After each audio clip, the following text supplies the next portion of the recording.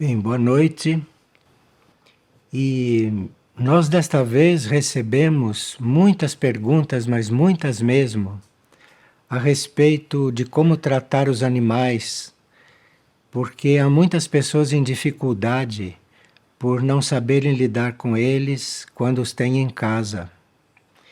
E nós gostaríamos então de pedir que se formassem grupos de orações a propósito de um pedido que nós temos recebido da hierarquia de orar pelos reinos da natureza. Então, essas pessoas que estão em dificuldade por não saber tratar os próprios animais, formem grupos de oração em casa, porque nós temos a experiência que quando um grupo de oração é verdadeiro e ele é muito devoto da sua proposta, os animais ficam em torno, os animais participam. Os animais participam de vigílias, os animais participam de reuniões de silêncio. E os animais, quando estão em reuniões de oração, eles se deitam e ficam tranquilos. Então, isso seria uma forma dessas pessoas aprenderem a lidar com os animais de outra maneira. Mas nós teríamos sim que, atendendo ao pedido da hierarquia, procurarmos servir não só o reino humano, nossos irmãos, nossos semelhantes, mas também servimos o reino animal, servimos o reino vegetal e o reino mineral. Não só o reino humano necessita do serviço dos servidores do mundo. O reino humano é um reino que está bastante desvinculado das suas finalidades, do seu destino. Então é preciso que não só o reino humano tenha a atenção e tenha o suporte orante nosso, dos nossos irmãos, mas também o reino animal, o vegetal e o mineral. Nós temos visto nos nossos estudos que enquanto o ser humano derramar o sangue dos animais, haverá guerras. O ser humano paga com as guerras, paga com o próprio sangue, o sangue que ele derrama do reino animal. E não aprofundamos ainda o que será que o reino humano paga em troca do que ele faz com o reino vegetal, da destruição permanente que ele exerce sobre o reino vegetal e sobre o reino mineral também. Não é? O reino humano reduz a água, que é um dos elementos da natureza vivo, sem o qual o homem não poderia viver. O próprio homem é 70% de água. O que o homem faz com a água, em matéria de maltratá-la, em matéria de envenená-la com toxinas, o que ele faz com a água é algo que deve refletir sobre o destino da humanidade. Então, os grupos de oração, nós, por exemplo, temos mais de 300 neste momento. Outros grupos de oração podem surgir para se reunirem e cuidarem, de orarem e cuidarem do reino animal, do reino vegetal e do reino mineral através da oração. A oração é muito misteriosa e os poderes da oração são infinitos, de forma que, se a maioria da humanidade não percebe, não assume o seu trabalho, o seu serviço junto aos reinos da natureza, os grupos orantes podem participar da tarefa positiva e necessária e orarem por esses reinos. Porque orando por esses reinos, nós atraímos um maior número de devas e, eventualmente, atraímos também devas construtores de maior poder que possam equilibrar um pouco essa destruição que o reino humano está fazendo. E aqui uma pessoa está convivendo com idosos e com enfermos. E ela diz que esses enfermos e esses idosos estão em muito más condições, inclusive de tratamento, e que esta pessoa está então em dúvida se continua, porque ela está recebendo uma série de vibrações que ela não está conseguindo suportar, de ver tanto sofrimento entre esses idosos e entre esses enfermos. Veja, quando nós estamos na tarefa correta, quando nós estamos naquela tarefa que a alma nos indicou, a alma se encarrega de transmutar aquelas energias e aquelas forças que nós absorvemos durante o trabalho e que não conseguimos transformar. Então, se você está cuidando dos idosos e dos enfermos por vontade da sua alma, certamente, se você cuidar deles e se você estiver junto com eles, pensando na sua alma e invocando a sua alma se encarregará de fazer essa transmutação. Então você não tem nada a temer e só tem que trabalhar com fé, não é? E sempre oferecendo aquilo que você faz aos idosos e aquilo que você faz aos enfermos, oferecendo a sua alma, oferecendo ao seu espírito ou oferecendo a Deus. E aí você vai perceber que tudo aquilo que é o ambiente onde você se encontra não vai afetá-la tanto, porque a sua própria alma vai conseguir transmutar tudo isso que você está recebendo. E no transmutar o que você está recebendo, você vai então, enquanto serve, aprendendo a transmutar. Você vai treinando na transmutação. E aí vai servir muito mais. Porque aí, se você entra num ambiente onde há enfermos, você naturalmente já está transmutando aquela situação, já os está aliviando. Então não se preocupe, se sua alma a colocou lá, o que você precisa é pedir ajuda à sua alma, porque a sua alma tem um grupo de almas e elas se reúnem e ajudarão você no trabalho. E outra pessoa não está sabendo explicar por que ela sente tanto vazio, a ponto de não conseguir frequentar eventos sociais, coisa que é muito difícil para ela.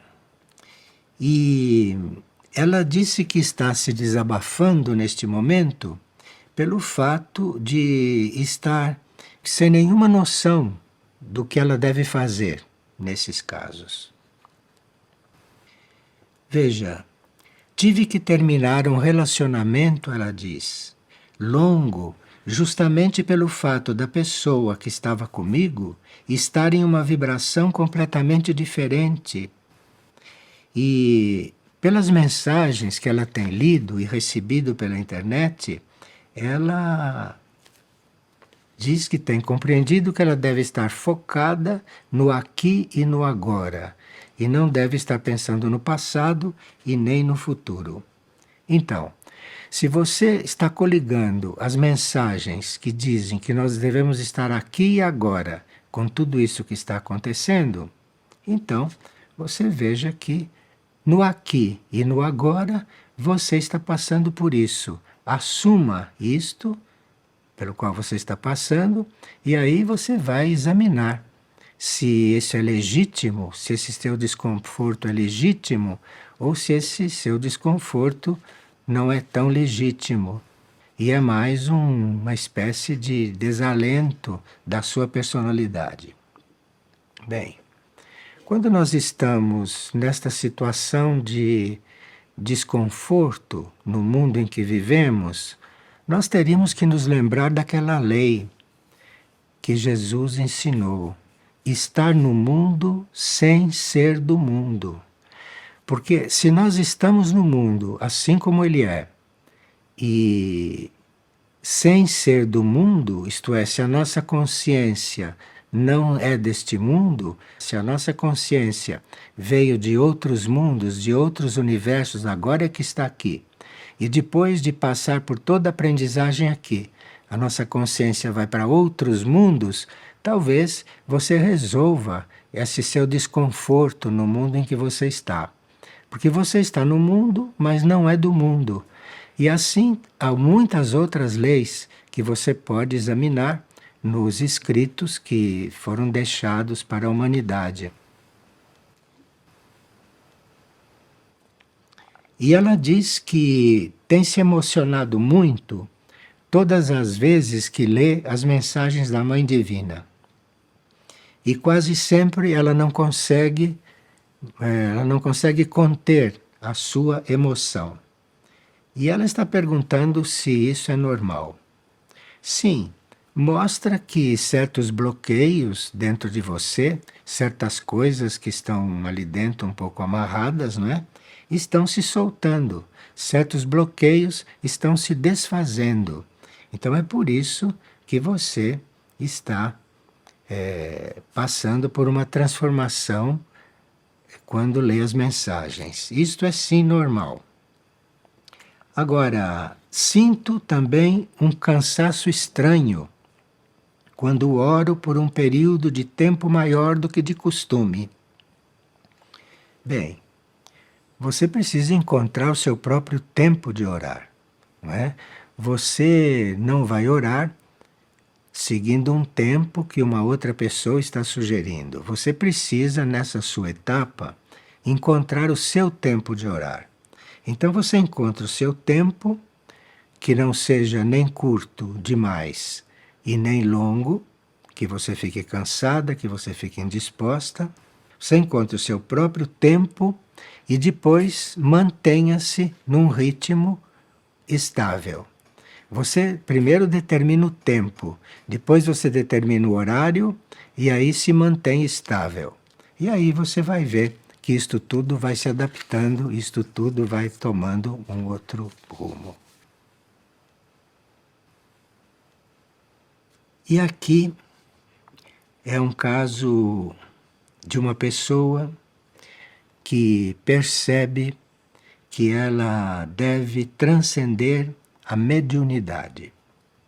E ela desenvolve a mediunidade a conselho de outras pessoas. Mas ela começou a ter um pouco de ideias diferentes quando leu alguns trechos de um livro do tibetano, um dos livros de Alice Bailey, no qual o tibetano diz, no livro Tratado de Magia Branca, Tratado sobre Magia Branca, ele fala que estas coisas ligadas à mediunidade não são adequadas aos tempos de hoje. Então que ela se sentiu um pouco apoiada lendo o tibetano. Bem,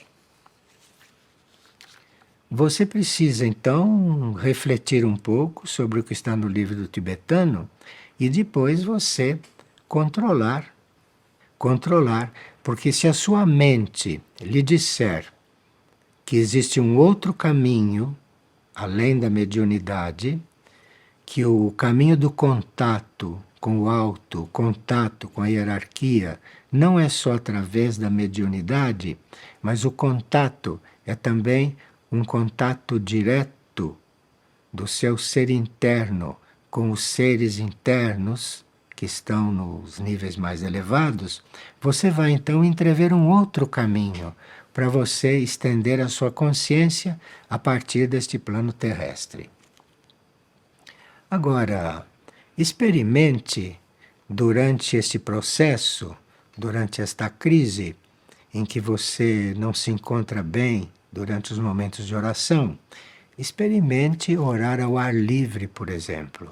Você esqueça tudo isso, põe isso tudo de lado, marque suas horas de oração e experimente orar ao ar livre.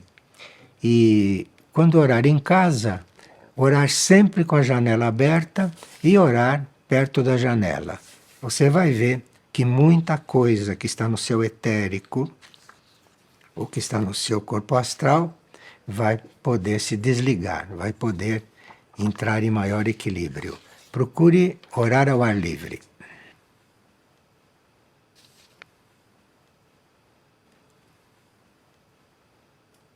E uma pessoa está dizendo: é verdade que é preciso ser pobre para alcançar o reino de Deus? Bem, ser pobre, nesse contexto, ser pobre significa esvaziar-se do próprio ego, esvaziar-se das próprias forças da personalidade, esvaziar-se, renunciar a todas essas tendências egóicas do ego humano. Isso seria ser pobre.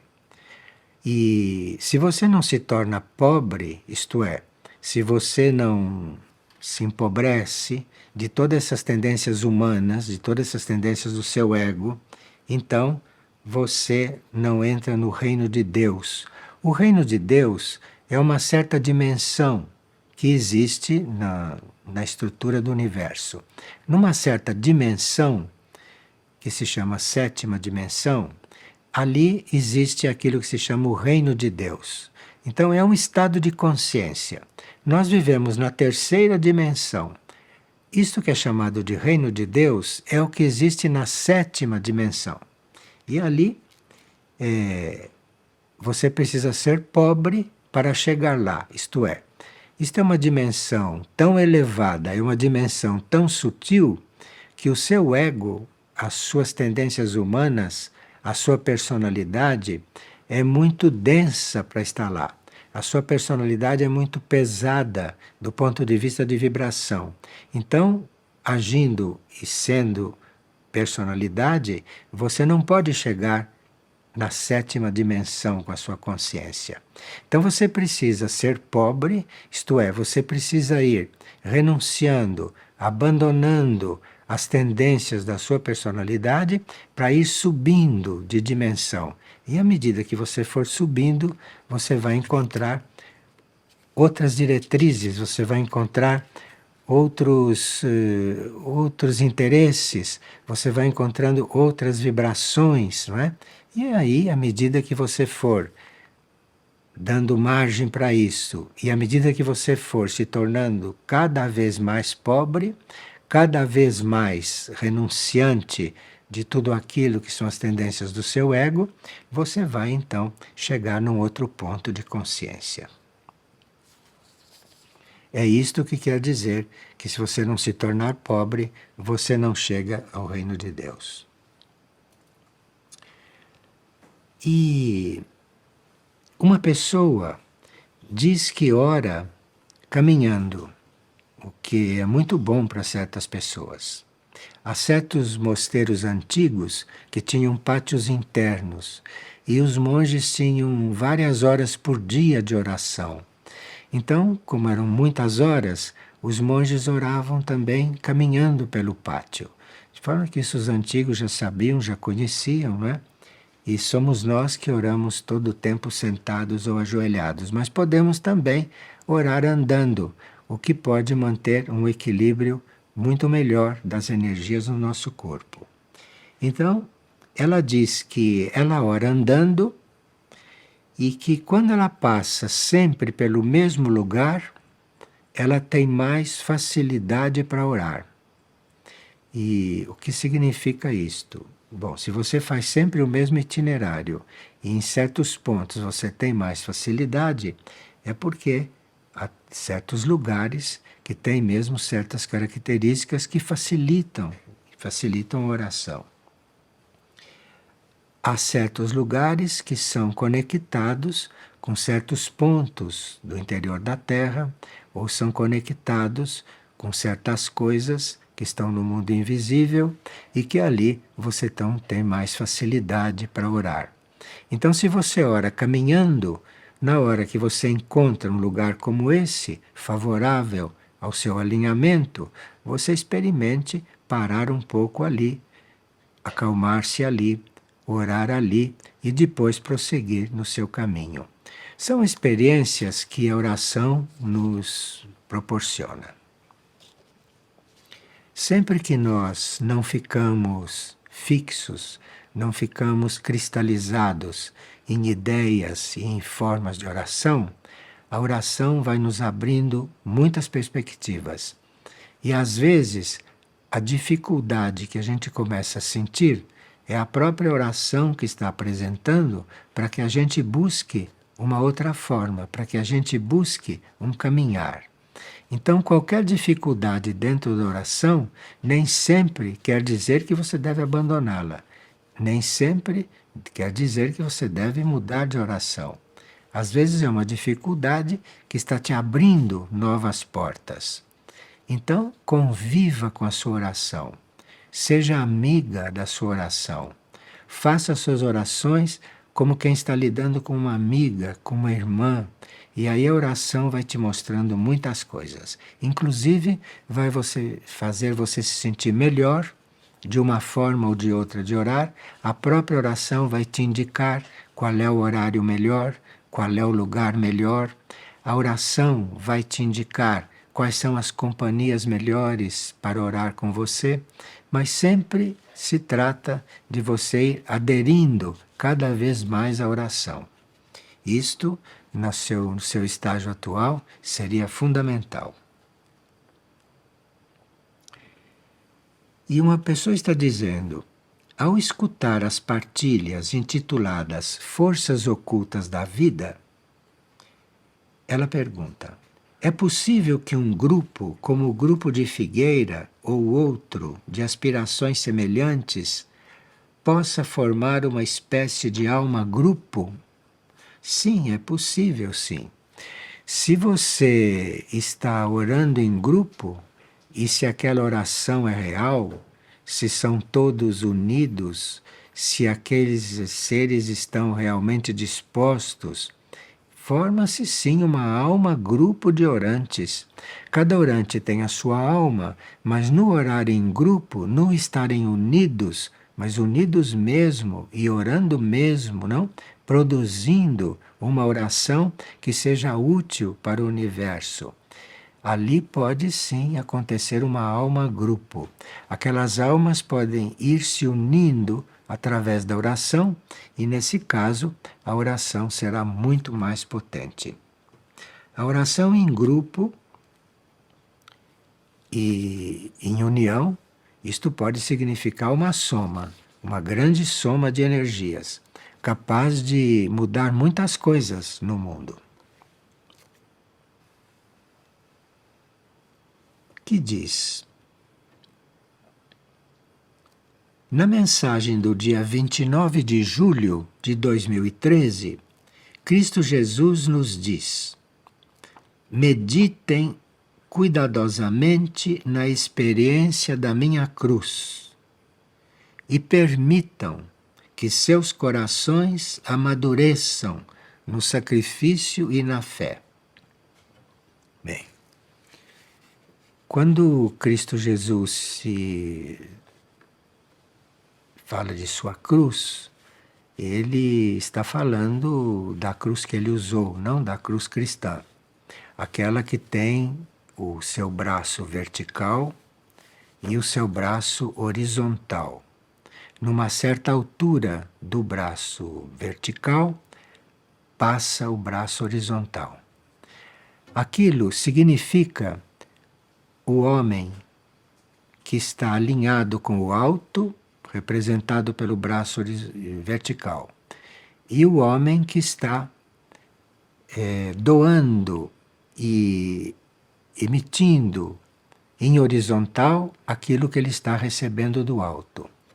Então, o ponto em que esse braço vertical, que é o braço qual ele está trazendo do alto a energia, e o ponto em que o braço horizontal está ali, cruzando, aquele ponto, levando em consideração a estrutura do corpo do homem, aquele ponto é o coração. Então, é muito importante ter também esta compreensão da cruz. Isto é, você ter o seu alinhamento para o alto e a distribuição do que você recebe em horizontal. E quem faz esse trabalho é o seu coração, é no seu coração. Então, quando ele diz, meditem cuidadosamente na experiência da minha cruz e permitam que seus corações amadureçam.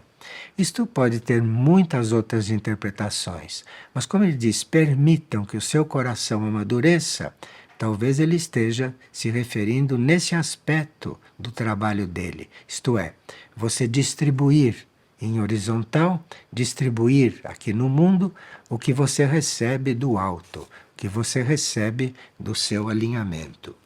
É muito importante esta frase, que também tem muitas outras interpretações. Mas quando uma frase desta esotérica tem muitas interpretações, a gente primeiro começa a viver e começa a trabalhar aquela que a gente compreendeu, aquela que a gente captou. E depois de estar vivendo aquela que a gente captou, aí o símbolo, como o símbolo da cruz, vai lhe mostrando outros aspectos. Porque este é um símbolo muito rico, que você sabe que existe desde que o mundo é mundo. Até nas cavernas pré-históricas se encontravam sinais que correspondem à cruz. Não é que havia o sinal da cruz dentro das cavernas. Nas cavernas havia sinais que correspondem ao sinal da cruz. De forma que a cruz é um símbolo não só universal, mas é um símbolo aqui na Terra, até agora parece que eterno.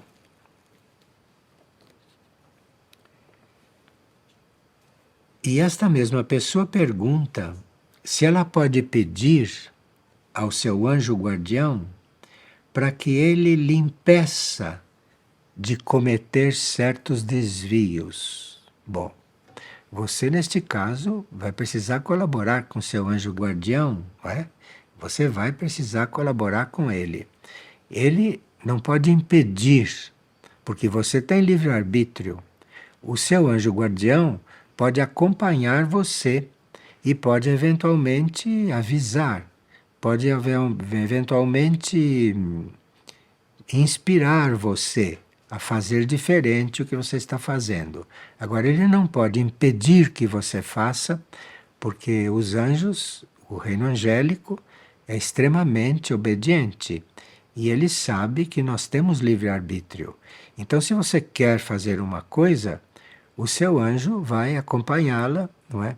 Para fazer o que ele puder, mas não pode impedir você de fazer uma coisa. Agora, quando você pede a ajuda dele para não fazer, aí sim ele deve ter outras formas de ajudar.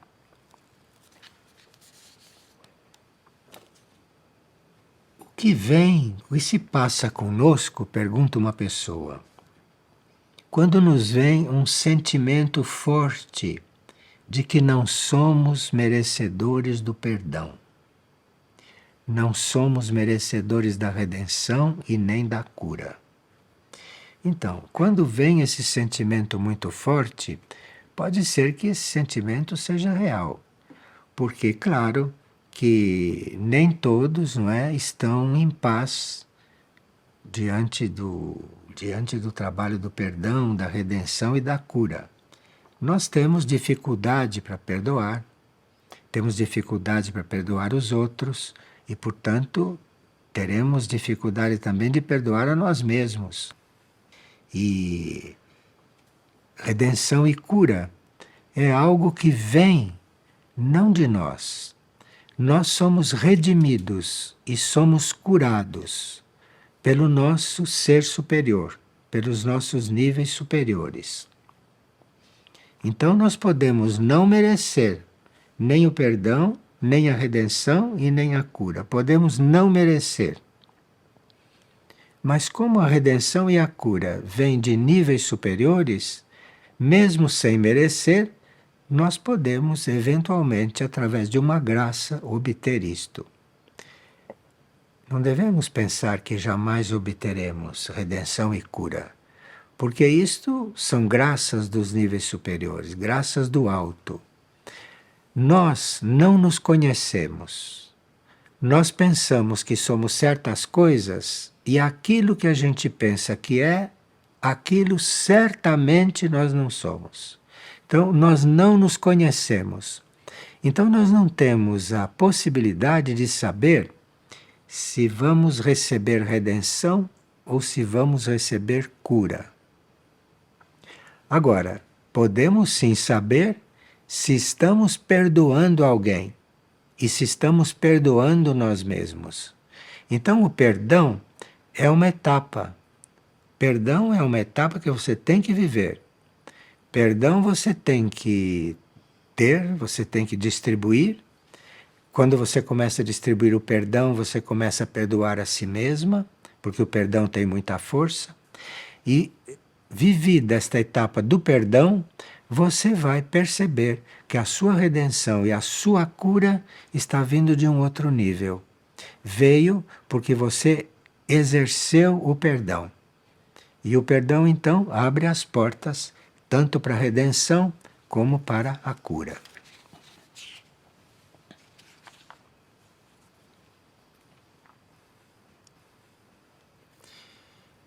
Uma pessoa recebeu como presente os atributos do monastério há alguns meses.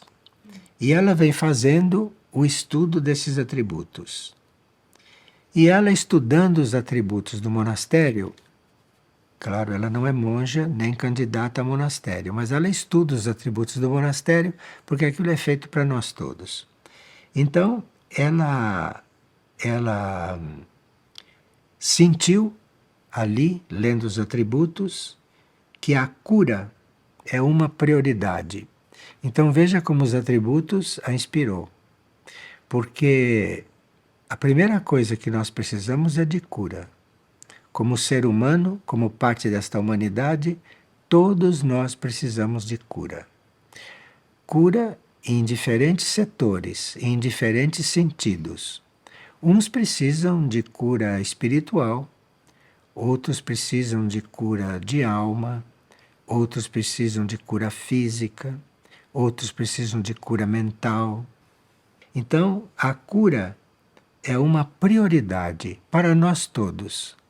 Mesmo que você já tenha se transformado, mesmo que você já tenha feito cura mental, que você já tenha conseguido ter um grande número de bons pensamentos, então você está cuidando da sua cura mental. Você pode estar curada em algum nível e não estar curada no outro. Então a cura é uma prioridade. Por exemplo, cura cósmica, todos nós precisamos. Cura espiritual, uns poucos já tiveram. Cura mental, cura emocional, cura física, isto aqui quase todos precisam. Então a cura é realmente uma prioridade. E se você compreendeu isso lendo os atributos, prossiga aprofundando os atributos, porque ali você vai descobrir muitas outras coisas que não estão expressas exatamente ali, mas que vão se revelando àqueles que amam as leis e àqueles que querem realmente se transformar. Esta pessoa leu e descobriu em um vídeo que é preciso ter disciplina na oração. E ela nunca tinha ouvido falar nisto e nunca tinha ouvido falar em Figueira. Só neste vídeo. Então ela quer saber algo sobre isto. Então, você vem até aqui, porque chegando aqui, você vai entrar em um ambiente que procura ser orante. Porque aqui se ora várias horas por dia, e aqueles que oram bem intensamente durante essas várias horas, eles ajudam a criar aqui um ambiente orante. Não são todos que conseguem trabalhar neste campo, mas aqueles que trabalham neste campo mantêm aqui em Figueira um ambiente orante. E só de você estar andando por aqui, ou só de você estar em contato com a figueira, você já vai ficando sensibilizada nesse assunto.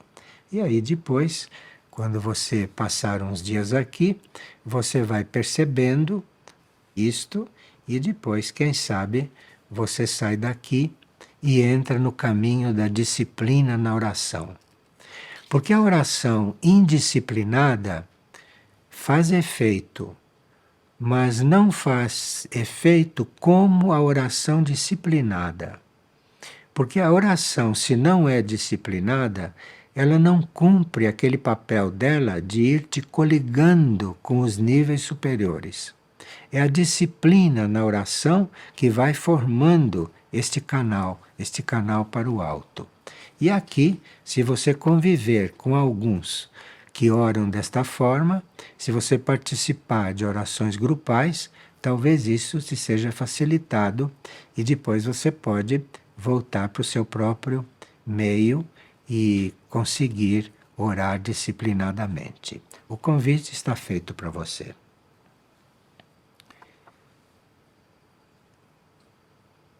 O que a Mãe Divina quer dizer por modernidade? Pergunta uma pessoa. Bem, o excesso de facilidades trazidos pela tecnologia, por exemplo, que é uma modernidade, nos levam a abusar de recursos. Então, a tecnologia faz com que a gente não precise se empenhar tanto em fazer as coisas, porque a tecnologia está fazendo muitas coisas por nós. E nós não temos ainda o equilíbrio para usar a tecnologia naquele grau que ela não nos domine, que ela não comece a fazer as coisas por nós. Porque enquanto você usa a tecnologia demais para fazer as coisas por você, você vai perdendo em outras coisas. Você vai ficando menos ativo. Você vai ficando menos esforçado. A tecnologia pode te prejudicar quando não é bem usada. Vamos dar um exemplo. Você, para comer uma fruta, você pode picar a fruta, você pode mastigar a fruta, ou você pode colocar a fruta no liquidificador. Então o liquidificador mastiga a fruta para você. Só quando você bebe a fruta feita no liquidificador, a fruta liquidificada no liquidificador, ela já está semi-morta. Então você usa a modernidade e se prejudica porque não entra em contato com a vida da fruta, porque a modernidade, o liquidificador, matou todas as vitaminas que estavam na fruta, ou quase todas. E quanto mais você abusa da modernidade, você vai tendo menos possibilidade de fazer as coisas como deveria, de fazer as coisas com a sua energia. Isso não quer dizer que a gente não use as coisas modernas, mas precisa não se deixar governar pela modernidade, mas ter a modernidade como algo que você precisa usar e não ser usado por ela. Eu estou dando o exemplo do liquidificador, que é claro, claríssimo.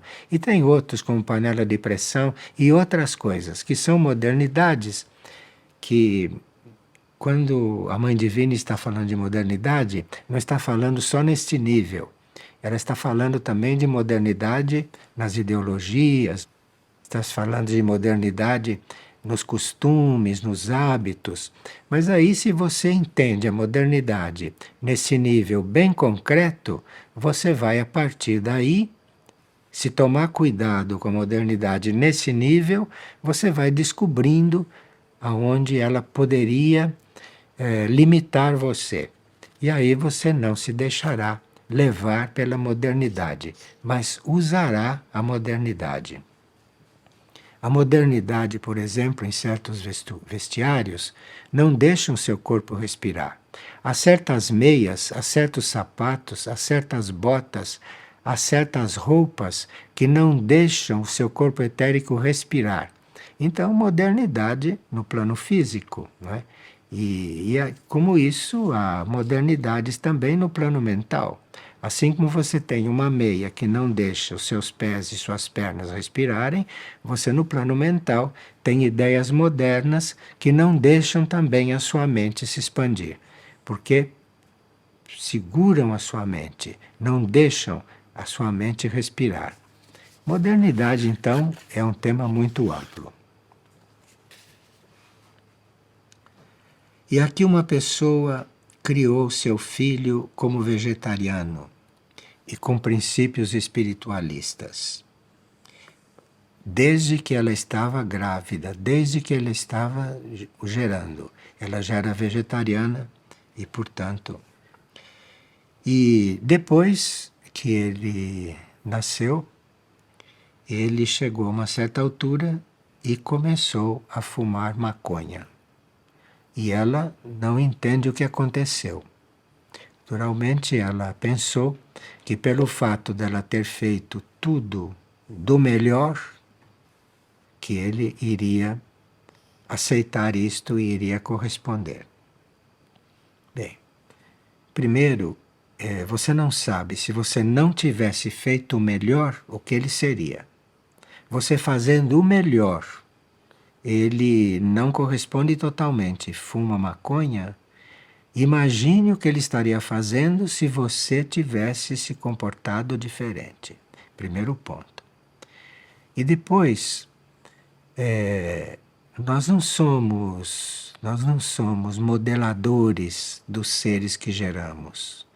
Porque você pode, do ponto de vista físico, do ponto de vista da sua intenção, do ponto de vista mental, fazer o melhor possível durante a gestação de um filho. Mas a alma que está encarnando ali tem uma experiência de vidas anteriores. Então, por melhor que você faça, você não vai poder modificar aquela alma que está encarnando ali. Então, seu filho trouxe várias coisas que para ele têm sido insuperáveis. Por isso que, apesar de tudo que você fez, ele está fumando maconha. Então, ele traz experiências de vidas passadas que para ele são insuperáveis. Agora, isso não quer dizer que você diminua o seu ritmo de cuidados com ele. Você continue tendo todos os cuidados como se ele estivesse correspondendo. Porque há muitos traumas de vidas passadas e há muitos conflitos e há muitas experiências que nós trazemos de vidas passadas que não se transformam assim de repente.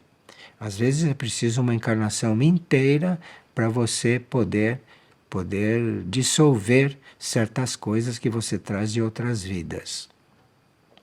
De forma que você prossiga nos seus cuidados, prossiga como você vem fazendo, porque assim como parece que ele está fixo nessas coisas de uma vida passada, de repente ele pode chegar num ponto de mudança, porque tudo pode mudar. Veja, no universo nada é fixo. Se nada é fixo no universo, não creia que o vício de maconha seja uma coisa fixa. Assim como ele trouxe já essas coisas de vida passada que você não conseguiu corrigir durante a gestação e durante a educação, assim mesmo, de repente, este ciclo pode mudar. E ele pode, de repente, tomar outro rumo. Porque no universo nada é fixo. Então não se trata de você nem do seu filho. Qualquer situação, a lei é que no universo nada é fixo. E como no universo nada é fixo, tudo pode mudar. Agora, se você tem a mudança e a transformação no seu íntimo, se você tem a mudança e a transformação como sua meta, você tem todas as condições para estar ajudando o seu filho. E entregue isto para o universo. Porque ele, como nós todos, é filho do universo. Ele, como nós todos, é filho de Deus. E você continue no seu papel. Não desanime pelo fato dele não ter largado da maconha. Porque no universo nada é fixo. Muito bem. Então, depois anunciaremos o nosso próximo encontro, que deverá ser no próximo mês. Muito obrigado.